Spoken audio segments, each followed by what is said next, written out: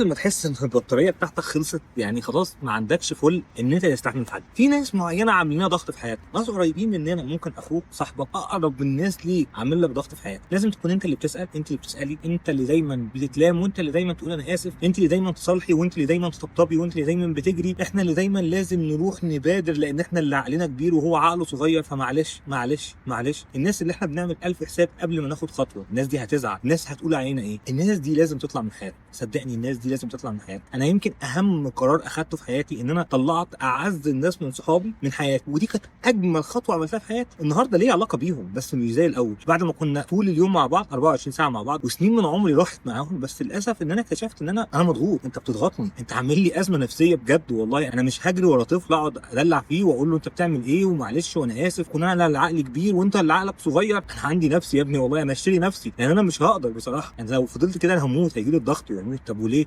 ستوب. البطاريه بتاعتي مش هينفع ان هي تكمل عن كده. انا اسف، انا صحتي ونفسيتي احسن من نفسيتك. انت صاحبي وبحبك كل حاجه، بس هنا كل واحد لازم يكون عنده حدود. خلي في حدود في العلاقه بينك وبين الناس اللي عامله ضغط في حياتك. لازم تاخد وقفه، ولازم توقف اي علاقه غير صحيه. قول ستوب، مش هينفع ان انا اشحن البطاريه تاني.